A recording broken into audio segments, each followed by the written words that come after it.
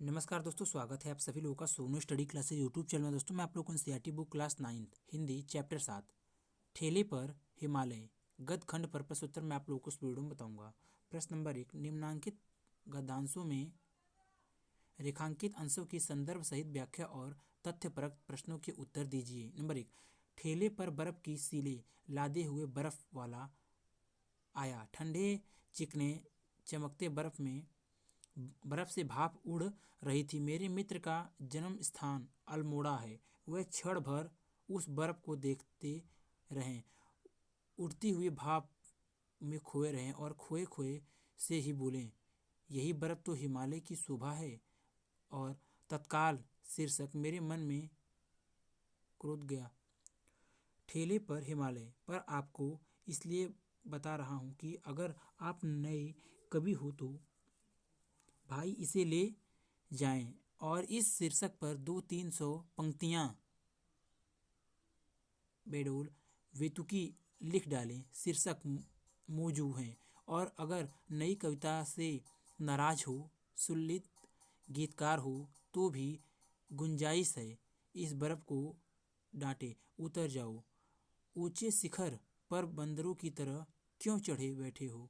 यो ओ नए कवियों, ठेले पर लादो, पान की दुकान पर बिकू। प्रश्न नंबर 1, उपयुक्त गद्यांश का संदर्भ लिखिए। प्रश्न नंबर 2, रेखांकित अंश की व्याख्या कीजिए। प्रश्न नंबर 3, हिमालय की शोभा क्या है? उत्तर। संदर्भ प्रस्तुत गद्यावरण हमारी पाठ्य पुस्तक हिंदी गद्य के ठेले पर हिमालय नामक पाठ से उदित है। इसके लेखक डॉक्टर धर्मवीर भारती जी हैं। प्रस्तुत अवतरण में लेखक ने बर्फ का वर्णन किया है। नंबर 2, रेखांकित अंशों की व्याख्या। ठेले पर लदे हुए बर्फ को देखकर लेखक कहता है कि एक मेरा मित्र है जिसका जन्म स्थान अल्मोड़ा है। वह पल भर उसे बर्फ को एकटक देखते रहें। बर्फ से उड़ती हुई भाप को देखकर वह बोले कि यही बर्फ तो हिमालय की शोभा है। मेरे मन में तुरंत यह शीर्षक प्रवेश कर आया, ठेले पर हिमालय। मैं आपको इसलिए बताना उचित समझता हूँ कि यदि आप एक नए कवि हो तो आप इसे ले जाएं और इस पर 200-300 पंक्तियों में रचना कर दीजिए। यह शीर्षक बहुत ही रुचिकर है। यदि आपकी नई कविता में रुचि नहीं है पर सुललित कवि हैं तो झटपट लगावें कि नीचे उतर जाइए। ऊंचे शिखर पर बंदरों की भांति क्यों बैठे हो? ठेले पर चढ़ो और चाय पान आदि की दुकानों पर बिको। प्रश्न नंबर 3, हिमालय की शोभा बर्फ है। प्रश्न नंबर 2, सच तो यह है कि सिर्फ बर्फ को बहुत निकट से देख पाने के लिए ही हम लोग कौसानी गए थे।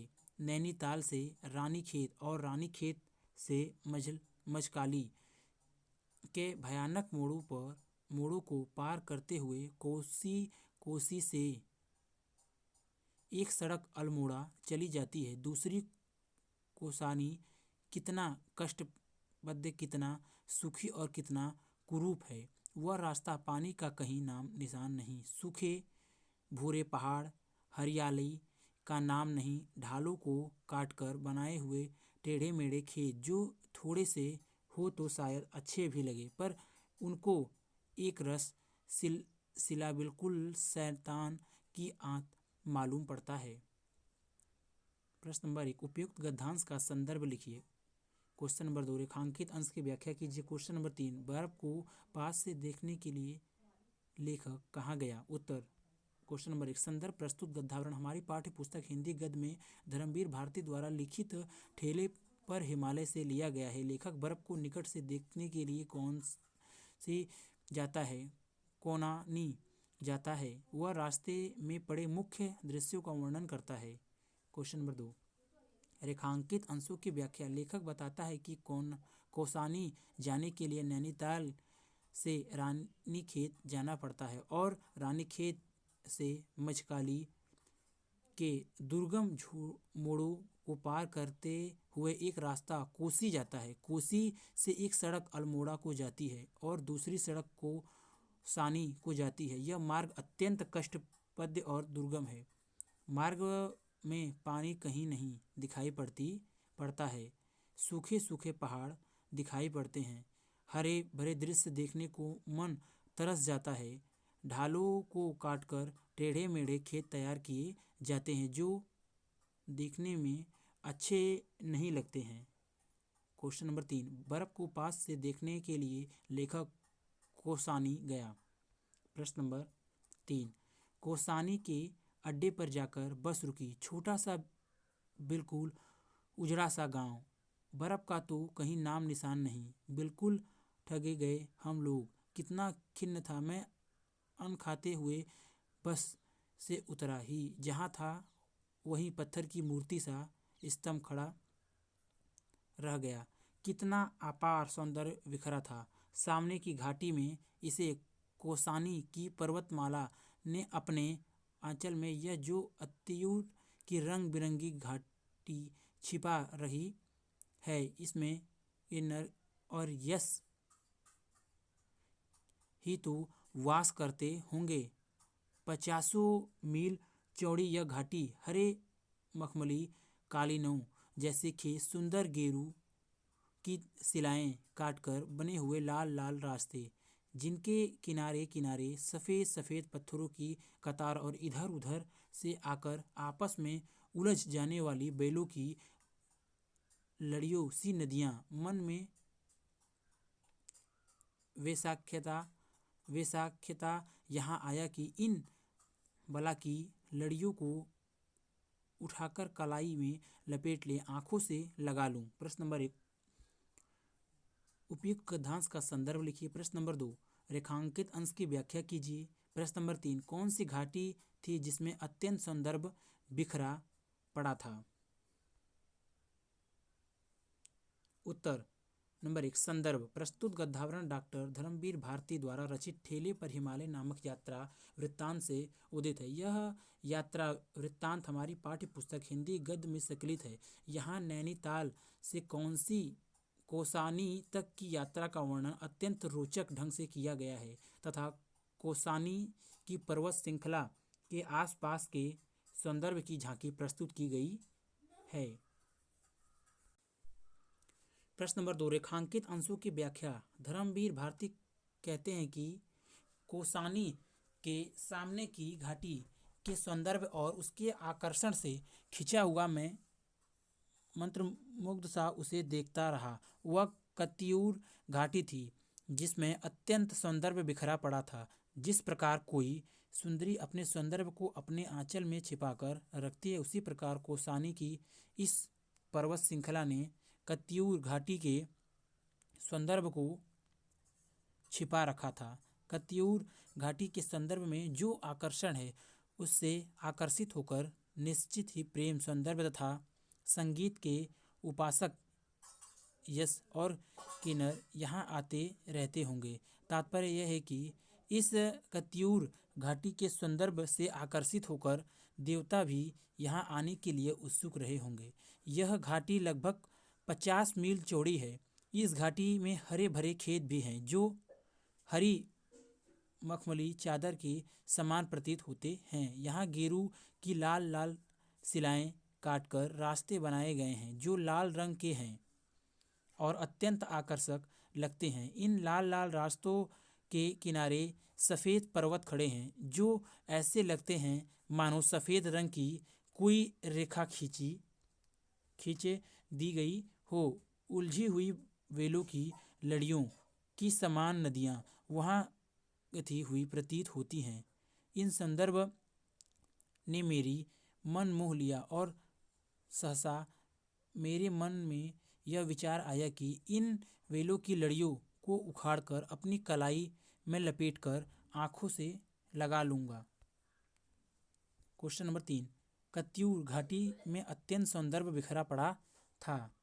प्रश्न नंबर 4, हिमालय की शीतलता माथे को छू रही है और सारे संघर्ष, सारे अत्यंत, सारे ताप जैसे नष्ट हो रहे हैं, क्योंकि पुराने साधकों ने दैहिक, दैविक और भौतिक कष्टों को ताप कहा था और उसे नष्ट करने के लिए वे क्यों हिमालय जाते थे, यह पहली बार मेरी समझ में आ रहा था। और अकस्मात एक दूसरा तथ्य मेरे मन में क्षितिज पर उदित हुआ। कितनी कितनी पुरानी है यह हिमराशि, जाने किस आदिम काल से यह स्वास्थ्य सावत अविनाशी हिम इन शिखरों पर जमा हुआ।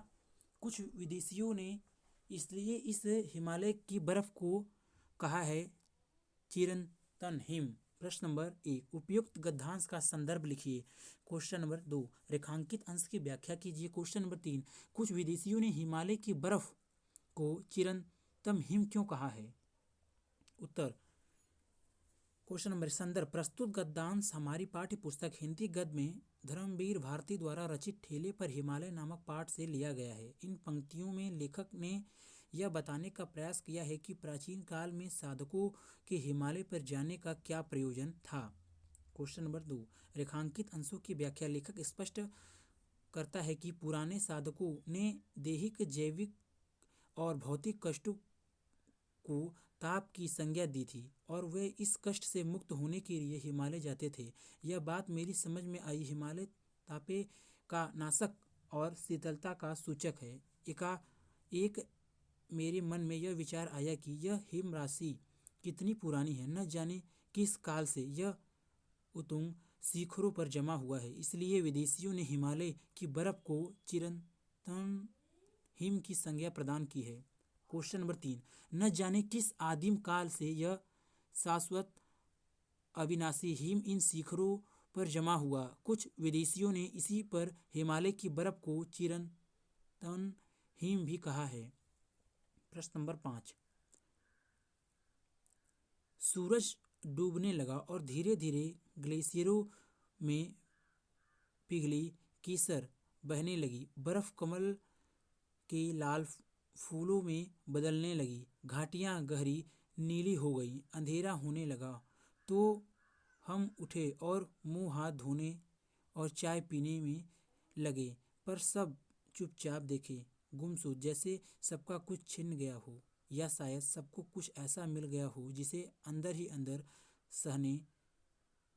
सहेजने में सब आत्मलीन हो, अपने में डूब गए हों। प्रश्न नंबर 1, उपयुक्त गद्यांश का संदर्भ लिखिए। क्वेश्चन नंबर 2, रेखांकित अंश की व्याख्या कीजिए। क्वेश्चन नंबर 3, किस समय बर्फ कमल के लाल फूलों में बदलने की प्रतीत होने लगी। नंबर 1, संदर्भ, प्रस्तुत गद्यांश हमारी पाठ्य पुस्तक हिंदी गद्य में धर्मवीर भारती द्वारा रचित ठेले पर हिमालय नामक पाठ से लिया गया है। प्रस्तुत अवतरण में लेखक ने कौसानी की सायंकालीन वेला का चित्रण किया है। क्वेश्चन नंबर 2, रेखांकित अंशों की व्याख्या। लेखक कहता है कि जब सूर्य अस्त होने का समय आया तो ग्लेशियर में पिघली कीसर प्रभावित होने लगी। बर्फ कमल के लाल फूलों में बदलने सी प्रतीत होने लगी और घाटियां नीली दिखाई पड़ने लगी। अंधेरा हो गया। मैं उठा और हाथ मुंह धोकर चाय पीने लगा। उस समय का वातावरण बिल्कुल शांत था। ऐसा प्रतीत हो गया था जैसे सबका सर्वस्व छिन गया हो या सभी को सब कुछ मिल गया हो, और ऐसा लग रहा था जैसे सभी अंदर अंदर सजोने में तल्लीन होकर आत्म विभोर हो गए हों। यह दृश्य अत्यंत मनमोहक था।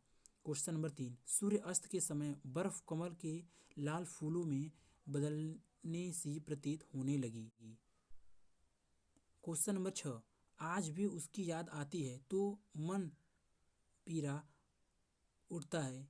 कल ठेले से बर्फ को देखकर मेरे प्रिय उपन्यासकार जिस तरह स्मृतियों में डूब गए, उसे दर्द को समझता हूँ, और जब ठेले पर हिमालय की बात कहकर हंसता हूँ तो वह उस दर्द को भुलाने का ही बहाना है। यह बर्फ ही ऊंचाइयाँ बार बार बुलाती हैं और हम हैं कि चौराहों पर खड़े ठेले पर लदकर निकलने वाली बर्फ को ही देखकर मन बहला लेते हैं। किसी ऐसे क्षण में ऐसे ही ठेलों पर लदे हिमालयों से गिरकर ही तो तुलसी ने कहा था, कबहू क है यदि रहीन रहगो मैं क्या कभी ऐसे भी रह सकेगा। वास्तविक हिम शिखरों की ऊंचाइयों पर। प्रश्न नंबर 1, उपयुक्त गद्यांश का संदर्भ लिखिए। क्वेश्चन नंबर 2, रेखांकित अंश की व्याख्या कीजिए। क्वेश्चन नंबर 3, किसने हिमालय के शिखरों पर रहने की इच्छा व्यक्त की। है? उत्तर। Question number 1। संदर्भ प्रस्तुत गद्यांश धर्मवीर भारती द्वारा लिखित ठेले पर हिमालय नामक पाठ से अवतरित है। इस अवतरण में लेखक कहता है कि मुझे बार बार हिमालय का स्मरण आता है। हिमालय की ऊंचाइयों को देखने की इच्छा उसके मन में बार बार उत्पन्न होती है। Question number 2। रेखांकित अंशों की व्याख्या। लेखक कहता है कि आज भी जब हिमालय की याद आती है तो मन दर्द के मारे कराह उठता है। मेरे उपन्यासकार मित्र ठेले की बर्फ को देखकर स्मृतियों में डूब जाते हैं। जब हिमालय का वास्तविक दर्शन होता है तो क्या स्थिति होती। मैं उसके इस दर्द को भली भांति समझता हूँ। बर्फ की ऊंचाइयों को देखकर ऐसा मालूम होता है जैसे वह मुझे बुला रही है। हम ठेले पर लदे बर्फ को ही देखकर मन बहला लेते हैं। तुलसी ने भी हिमालय की शिखरों पर रहने की अपनी इच्छा व्यक्त की थी। उन्हें भी हिमालय की ऊंची ऊंची शिखरों से बेहद लगाव था। Question number 3। तुलसी ने भी हिमालय के शिखरों पर रहने की इच्छा व्यक्त की है। अगर वीडियो अच्छी लगी तो वीडियो को लाइक करें, शेयर करें, कमेंट करें और नेक्स्ट वीडियो के लिए चैनल को सब्सक्राइब जरूर करें। Thank you for watching.